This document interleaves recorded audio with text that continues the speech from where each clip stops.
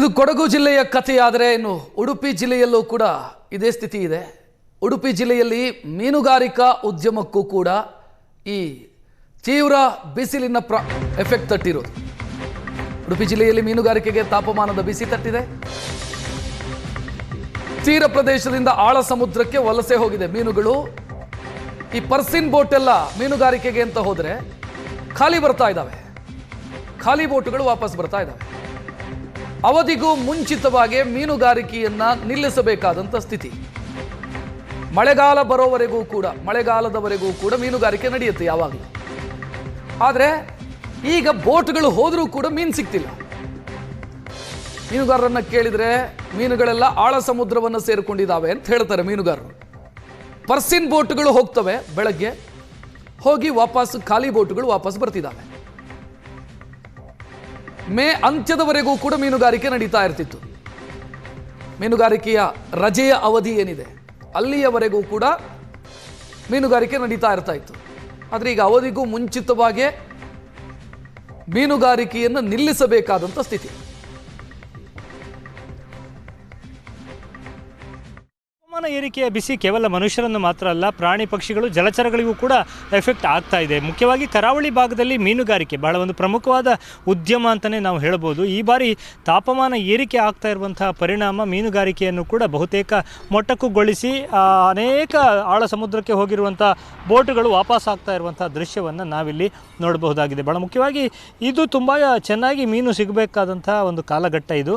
ಆದರೆ ಮೀನಿನ ಲಭ್ಯತೆ ಕಡಿಮೆ ಆಗ್ತಾ ಇದೆ ಅನ್ನುವಂಥದ್ದು ಮೀನುಗಾರರು ಹೇಳ್ತಾ ಇರುವಂಥ ಮಾತು. ಇದಕ್ಕೆ ಮುಖ್ಯವಾದ ಒಂದು ಕಾರಣ ಏನಂತಂದರೆ ತಾಪಮಾನ ಏರಿಕೆ ಆಗುವಂಥದ್ದು. ಹಿಂದಿನ ವರ್ಷಗಳಿಗೆ ಹೋಲಿಸಿದಾಗ ಬಹುತೇಕ ಸುಮಾರು 1.5 2 ಡಿಗ್ರಿ ಸೆಲ್ಸಿಯಸ್ನಷ್ಟು ಈ ಸಂದರ್ಭದಲ್ಲಿ ತಾಪಮಾನದಲ್ಲಿ ಏರಿಕೆ ಆಗಿದೆ. ಪ್ರತಿದಿನ ಕೂಡ ನಾವು ಕರಾವಳಿಯಲ್ಲಿ ಗಮನಿಸೋದಾದರೆ 32 34 ಡಿಗ್ರಿ ಸೆಲ್ಸಿಯಸ್ವರೆಗೂ ಕೂಡ ಏರಿಕೆ ಆಗಿದೆ. ಇದು feels like 40 degree Celsius. So ಏನಂತಂದರೆ ಕರಾವಳಿಯ ಬಿಸಿಲು ಅನ್ನುವಂಥದ್ದು ಕೇವಲ ಈ 32 34 ಡಿಗ್ರಿ ಸೆಲ್ಸಿಯಸ್ ಅಂತ ಅನಿಸಿದರೂ ಕೂಡ ಅದರ ತೀವ್ರತೆ ಸಾಕಷ್ಟು ಇರುತ್ತೆ. ಸೊ ಇದು ಜಲಚರಗಳ ಮೇಲೂ ಕೂಡ ಗಂಭೀರ ಪರಿಣಾಮವನ್ನು ಉಂಟು ಮಾಡ್ತಾ ಇದೆ. ತಾಪಮಾನ ಹೆಚ್ಚಾದಾಗ ಸಹಜವಾಗಿಯೇ ಮೀನುಗಳು ಕರಾವಳಿಯ ತೀರ ಪ್ರದೇಶವನ್ನು ಬಿಟ್ಟು ಆಳ ಸಮುದ್ರದ ಕಡೆಗೆ ಹೋಗುತ್ತೆ. ಸೊ ಆ ಸಂದರ್ಭದಲ್ಲಿ ಕರಾವಳಿಯ ತೀರ ಪ್ರದೇಶದಲ್ಲಿ ನಡೆಸುವಂತಹ ಮೀನುಗಾರಿಕೆಗೆ ಬಹಳ ತೊಂದರೆ ಆಗುತ್ತೆ ಅನ್ನುವಂಥದ್ದು. ಸೊ ಸಮುದ್ರದಲ್ಲಿ ಏನಂದರೆ ಆ ಬಿಸಿಲಿನ ಜಳವನ್ನು ಬೀಚ್ ಪರಿಸರಕ್ಕೆ ಹೋದರೆ ಯಾರೂ ಕೂಡ ಅನುಭವಿಸಬಹುದಾಗಿದೆ. ಸಹಜವಾಗಿ ಅದು ಜಲಚರಗಳ ಮೇಲೂ ಕೂಡ ಇಫೆಕ್ಟ್ ಆಗ್ತಾ ಇದೆ. ಅದರ ಪರಿಣಾಮ ಬಹುತೇಕ ಜಲಚರಗಳು ಮೀನುಗಳು ಸಮುದ್ರದ ಮಧ್ಯಭಾಗಕ್ಕೆ ಆಳ ಸಮುದ್ರಕ್ಕೆ ಅಂದರೆ ಡೀಪ್ ಸೀಗೆ ಹೋಗ್ತಾ ಇದೆ. ಸೊ ಇದರ ಪರಿಣಾಮ ಮೀನಿನ ಲಭ್ಯತೆ ಕೂಡ ಕಡಿಮೆ ಆಗ್ತಾ ಇದೆ. ಸೊ ಬಹುತೇಕ 85% ಆಳ ಸಮುದ್ರ ಬೋಟುಗಳು ಈಗಾಗಲೇ ವಾಪಸ್ಸು ಬರುವುದಕ್ಕೆ ಆರಂಭ ಆಗಿದೆ. ಬೋಟುಗಳು ಆಳ ಸಮುದ್ರಕ್ಕೆ ಹೋಗಿಯೂ ಕೂಡ ಪ್ರಯೋಜನ ಆಗೋದಿಲ್ಲ.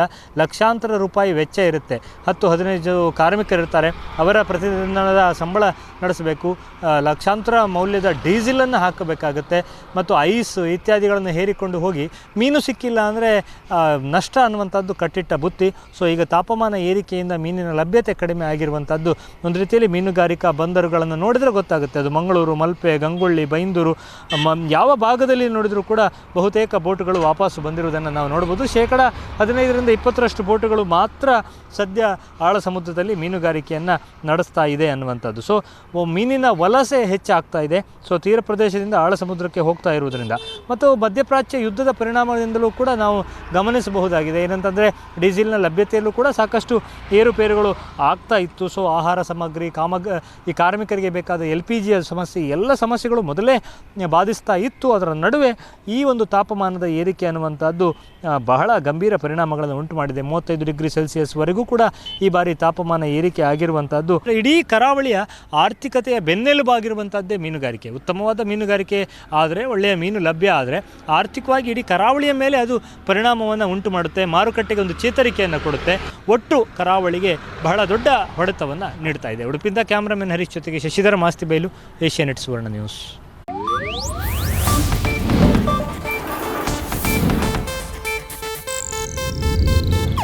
ಇದು ಏಷ್ಯಾನೆಟ್ ನ್ಯೂಸ್ ನೆಟ್ವರ್ಕ್ ಪ್ರಸ್ತುತಿ.